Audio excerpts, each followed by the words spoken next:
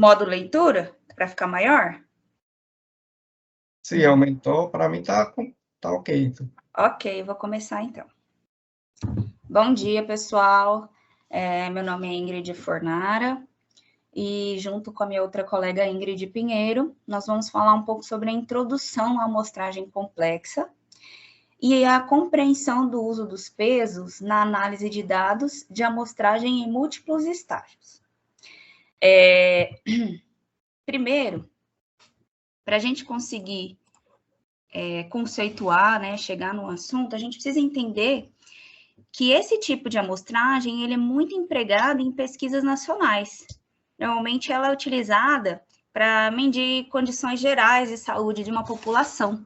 Então, eu percebi que realmente o professor colocou muito próximo, né, ao tema que a gente vai trabalhar, né, na dissertação. E esses dados dessas grandes populações normalmente possibilitam a descrição de várias características dessa população que vai ser analisada, né, para então gerar estimativas e projeções.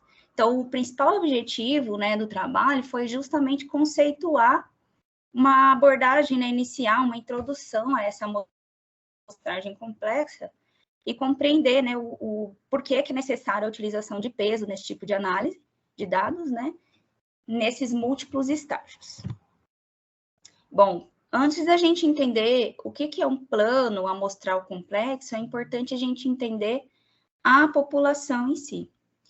Então, para a gente selecionar uma amostra, nós temos que primeiro conhecer a nossa população. Então, a população é o grupo que vai ser estudado.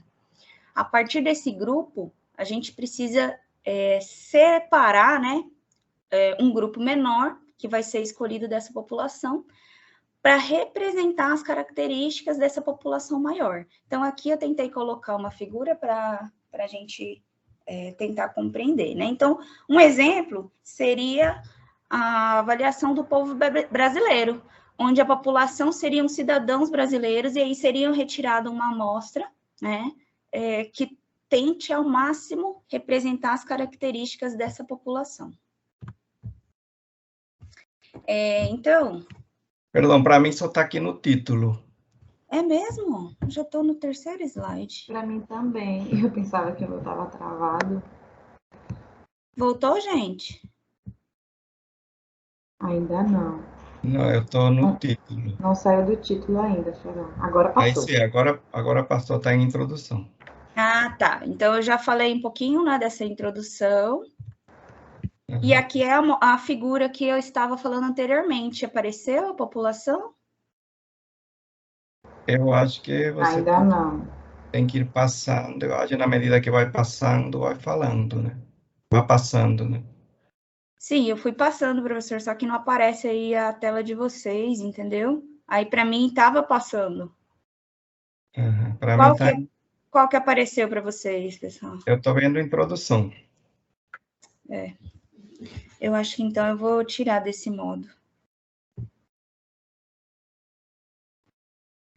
Coloca no modo normal mesmo. Esse Exato. é o modo E você vai né? passando. Vai passando. Apareceu a população? Sim, aqui apareceu a população para mim agora. Ah, tá. Então, ele não está aceitando a apresentação. Vou colocar assim mesmo, tá, pessoal? Uhum. Aí você vai passando, então. Tá. Conforme eu falei, essa era a figura que eu havia dito, né? Que eu achei que estava acompanhando aí. Então, se nós tivermos uma população, como, por exemplo, cidadãos brasileiros, a amostra seria retirada dessa população de uma forma que seja mais representativa possível, tá? Passou para a amostragem? Sim. Ok. Ok, desculpa, sim. Então, para a gente conseguir entender o que seria essa amostragem, né, complexa, ele, na verdade, é um mecanismo que é utilizado para selecionar a amostra da população através de um plano, né? Então, é feito um planejamento amostral para selecionar a amostra, né, parecida com a população. Então, existem vários tipos de variáveis nessa população e nessa amostra, né? Dessa forma, se nós selecionarmos características da amostra que sejam parecidas com as características da população, vai ser possível identificar fontes, né, de viés e elaborar também uma metodologia com testes adequados para contornar esses vieses, né? Então, ao longo do trabalho, nós vamos tentar ilustrar isso para vocês, que algumas vezes é necessário fazer alguns ajustes para justamente não enviesar essa amostra. E aí, minha colega vai falar sobre os tipos de métodos de amostragem. Bom dia, gente. Meu nome é Ingrid Pinheiro e eu vou falar um pouco sobre os métodos de amostragem. Bom, existem vários métodos de amostragem e a gente vai destacar aqui um dos principais métodos de amostragem. Tem a amostragem aleatória simples, a amostragem estratificada e a amostragem por conglomerados. Pode passar. Bom, a amostragem aleatória simples, ela é um sorteio, né? Ela consiste em um método completamente aleatório. São números atribuídos, né, a todos os indivíduos da minha população, né, que eu posso, assim, classificar a minha amostra, né? Em seguida, são escolhidos alguns números aleatoriamente por meio de um processo de sorteio mesmo, né? Então, a amostragem aleatória simples, ela é utilizada quando eu conheço a minha população e eu consigo colocar todos os componentes da minha população, pode ser indivíduos ou outra coisa, né? E eu consigo submeter a um sorteio, em que eles todos estão igualmente sujeitos a esse sorteio, né? Eles estão iguais nesse sorteio. Pode passar. A amostra estratificada, ela já é diferente um pouco, porque uma grande população ela é dividida em dois grupos menores, que geralmente não se sobrepõem, mas representam toda a população na totalidade. Algo comum nesse tipo de método é organizar ou classificar as amostras por sexo e idade. Então, por exemplo, eu vou realizar um sorteio, só que não vai ser da minha população geral, eu vou estratificar ela por alguma variável, pode ser por sexo, por idade, por extrato de renda. O meu objetivo, quando eu faço a amostragem estratificada, é justamente deixar essa minha amostra o mais semelhante à minha população. E vai depender muito do meu objetivo da minha pesquisa. Se a minha pesquisa, um exemplo, é avaliar a incidência ou prevalência, ou algo assim, de uma doença no sexo feminino, não tem por que eu pegar a minha população toda, incluindo homens e mulheres, se a minha doença que eu quero estudar específica para a minha população é no sexo feminino. Então, a amostragem estratificada é justamente isso. Ela permite que a minha amostra seja o mais semelhante possível da minha população. E nem sempre isso inclui todos os sexos, nem sempre inclui todas as faixas etárias de idade. Vai depender muito do meu objetivo da minha pesquisa, né, que eu quero encontrar. Pode passar, Ingrid. A amostragem por conglomerados, ela geralmente é utilizada em pesquisas nacionais, em inquéritos nacionais. É bem parecido assim com o que eu vou estudar na minha dissertação mesmo, né? Eu vou trabalhar com a POF, né? E ela é uma pesquisa, é um inquérito nacional e é dividida em regiões. Então, a amostragem por conglomerado, geralmente minha língua trava um pouquinho, conglomerados, ela é dividir geralmente por regiões, ou cidades, ou estados, né? E conseguir, através desses conglomerados, né, por esses grupos, ter a minha amostra. Então, ela permite que eu consiga avaliar de uma forma mais completa a minha população, que geralmente é muito grande, por isso que ela é utilizada geralmente em inquéritos nacionais, né? Em pesquisas que têm uma representatividade bem maior de uma população muito grande. Diferente da amostragem aleatória simples, que eu tenho um N definido e eu consigo colocar todos eles em um sorteio. Já para uma pesquisa grande, por exemplo, de representatividade nacional, eu preciso dividir em alguns grupos, em alguns conglomerados, em alguns grupos menores, que consigam ter uma representatividade de toda aquela minha população que é muito extensa e que seja representativa, que seja semelhante, que consiga ter informações sobre toda a região. Por exemplo, a POF, né, que eu tenho mais conhecimento. A POF, ela foi dividida por regiões, né, por regiões do Brasil, também por cidades, região rural e urbana. Então, foi justamente nesse intuito de conseguir mostrar informações, caracterizar informações, ter uma amostra mais completa que abranja toda a minha, que seja representativa da minha população.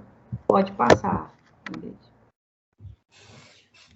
Os métodos de amostragem é essencial para elaborar uma estratégia de seleção da amostra ou um plano amostral para posteriormente estimar os parâmetros, médias, totais, proporções. Então, o método amostral ele é primordial, né, para uma pesquisa, para eu definir como será a minha coleta de dados, para eu conhecer a minha amostra. Agora, imagine, você tem um objetivo de uma pesquisa e a sua amostragem não condiz com seu objetivo.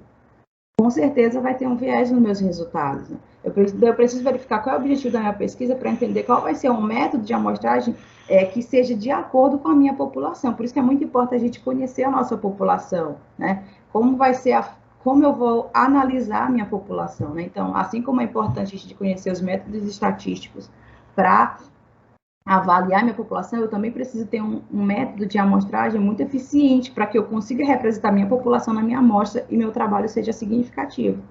Pode passar, Ingrid. Bom, então, para entender a amostragem complexa, era necessário a gente entender todos esses tipos de métodos, né? Porque a amostragem complexa ela é justamente a combinação de vários métodos probabilísticos, né?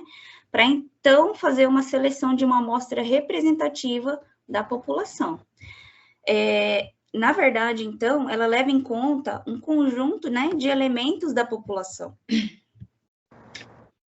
Ela é utilizada, então, né, como a gente falou anteriormente, em pesquisas grandes, né, em pesquisas nacionais, e existem probabilidades distintas de seleção das unidades, né, e a gente vai ver que mais à frente isso pode ser corrigido.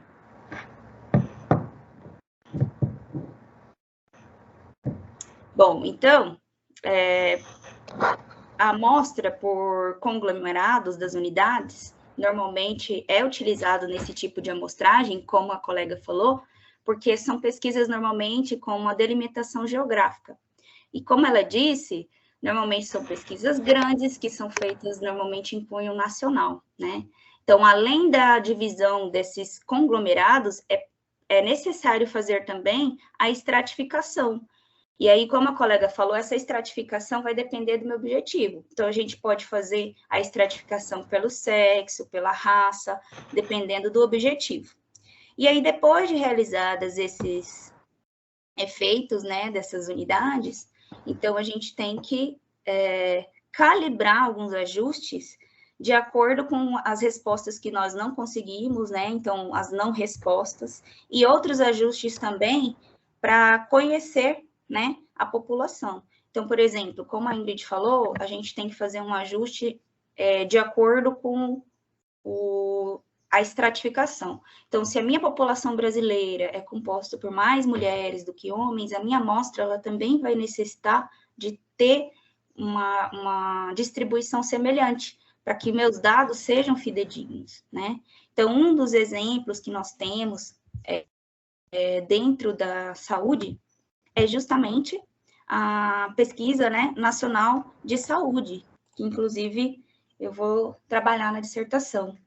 Então, esse tipo de amostra, por exemplo, como vocês podem ver aí, eu tentei colocar nessa imagem, que existem várias divisões e subdivisões, né?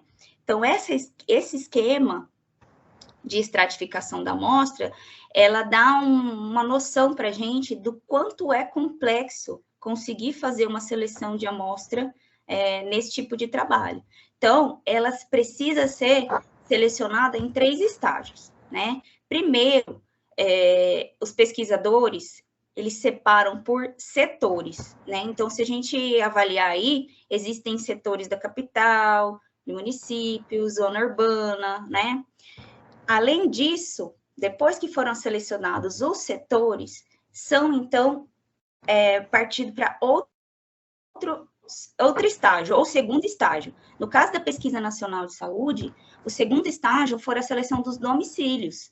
Então, foi feita, né, uma seleção de vários domicílios, para só, então, ir para o terceiro estágio da pesquisa. Então, depois que foram sorteados os domicílios, dentro de cada domicílio foi selecionado um adulto, então, maior de 18 anos de idade, para, então, responder a pesquisa. Tudo isso com o intuito de, como nós falamos anteriormente, ser uma amostra representativa, né? Então, se a gente for analisar, se não fosse considerado esse tipo de planejamento amostral, eles poderiam errar muito se eles selecionassem 2 adultos, por exemplo, do mesmo domicílio, ou somente algumas regiões do Brasil. Então, é muito importante esse desenho amostral, né? Para a gente conseguir, de fato, entender as características,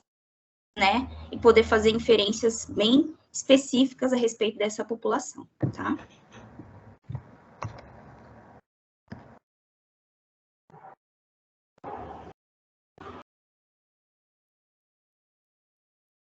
Passou aí, pessoal? Oi?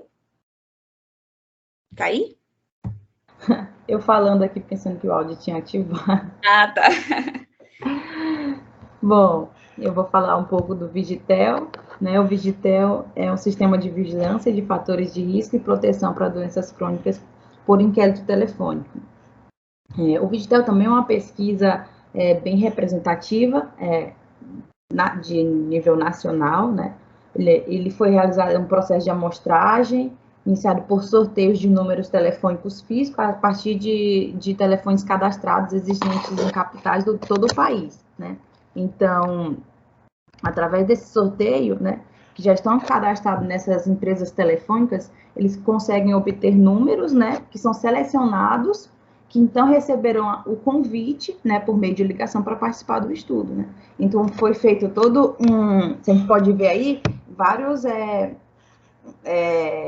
na palavra, primeiro é feito essa escolha, né, que é feito por números telefônicos, e a gente pode ver aí extratos, né, foi feito por várias empresas de telefonia.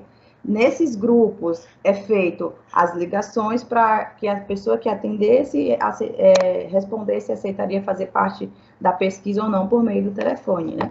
Pode passar, Ingrid. Passou? Passei, apareceu? Ainda não, peraí.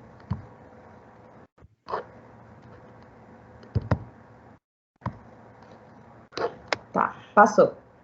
Então, questões sobre tabagismo, excesso de peso, obesidade, consumo alimentar, atividade física, consumo abusivo de bebidas alcoólicas, condição de veículo motorizado, são um dos assuntos que é tratado, que é perguntado ao entrevistado, né, para responder, né, realizado sobre exame de declaração precoce de câncer de mulheres, morbidade referida.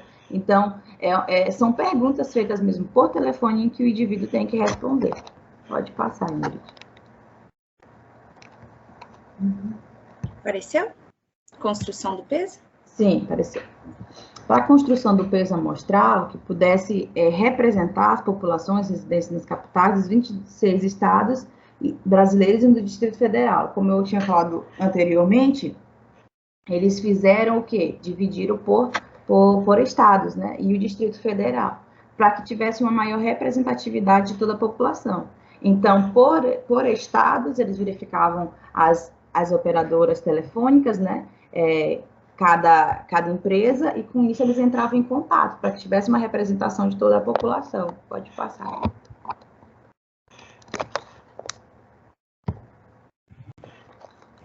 Vícios não amostrais, quando parte da população do estudo é excluída da amostra, Um exemplo nesse estudo é a ausência de linha telefônica, né? Então, não seria, como a gente pode perceber, não seria toda a população que estaria, como é que eu posso dizer? Contemplada, né? Contemplada, é só quem tivesse telefone, né? Então, esse é um vício não amostral, né? Porque nem todos poderiam participar, nem mesmo receber a pergunta se queria ou não, né? Porque teriam que ter um telefone para receber a ligação. Pode passar, né?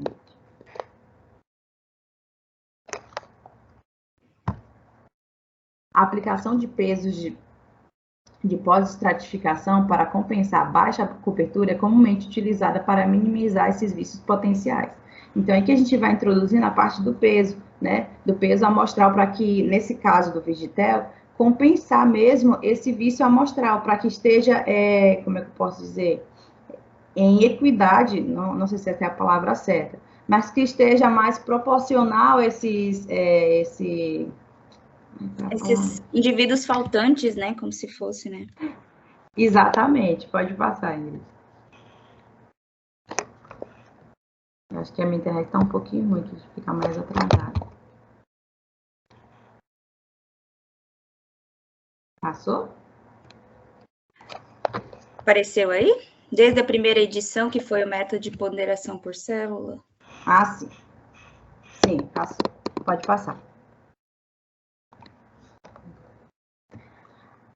A partir de 2012, pesos de pós-estratificação, ponderação que pudesse minimizar o efeito dos pesos na precisão das estimativas e que permitisse considerar as transições sociodemográficas. Pode passar.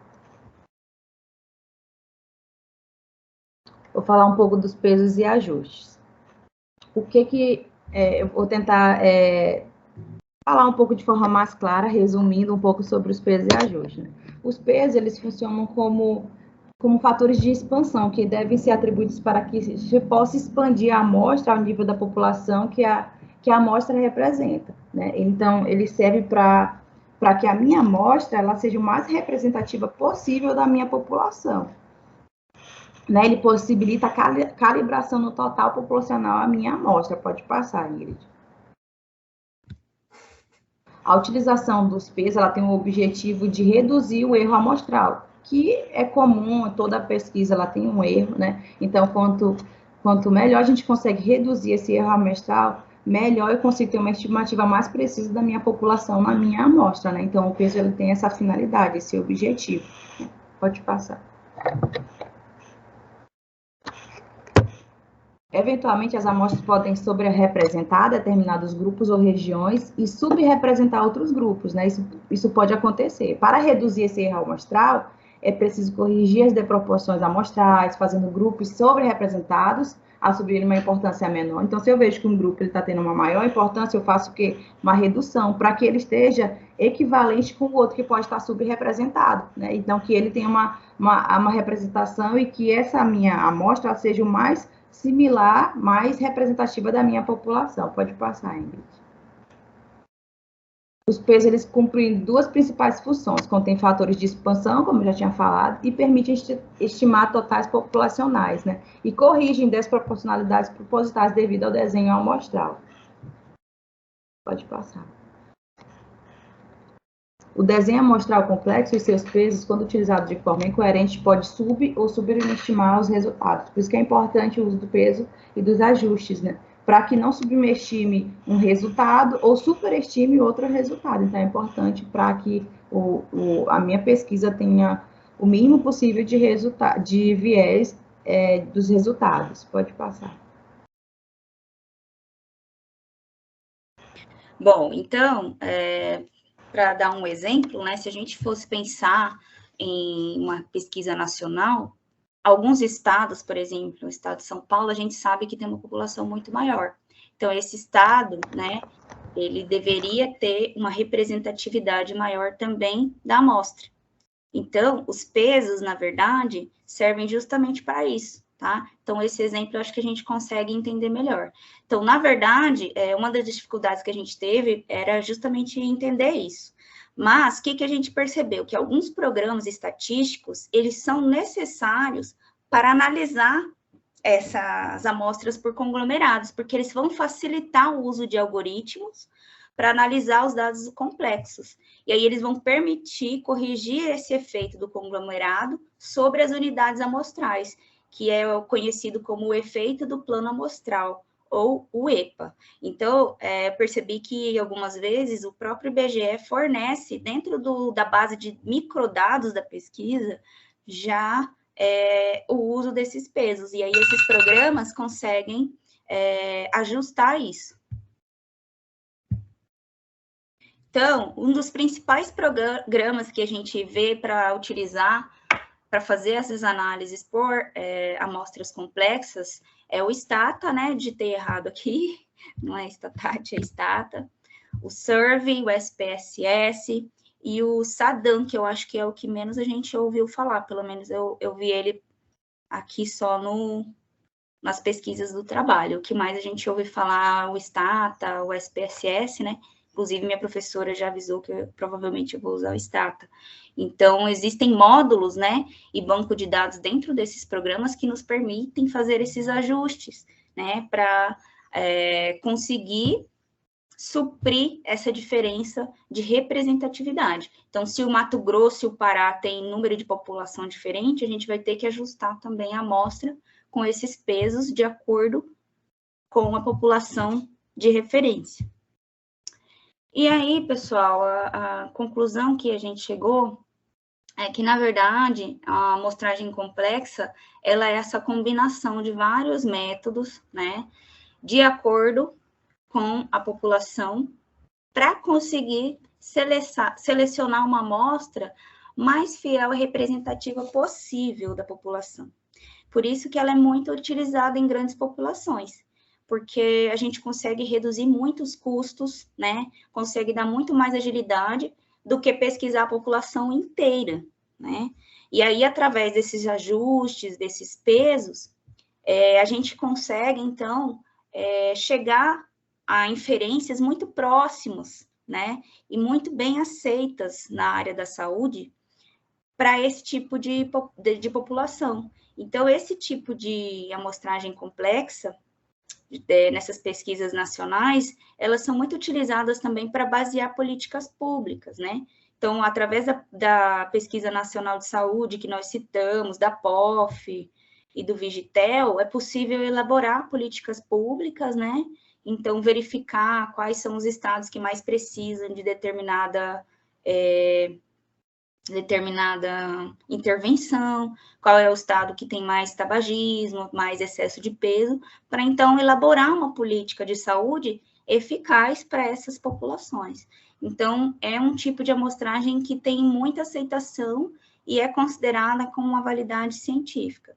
E outro ponto importante também que eu acho legal a gente ressaltar, como vocês viram ali no Vigitel, a partir de 2012, eles fizeram novas atualizações, eles perceberam que era interessante fazer a estratificação depois que tinha os dados, né, para ficar cada vez mais fidedigno. Então, acho que cada vez mais a gente está avançando nessas pesquisas, né, para que realmente elas sejam eficazes, tá?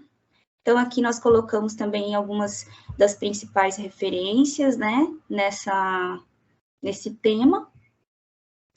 E quero agradecer a atenção de todos.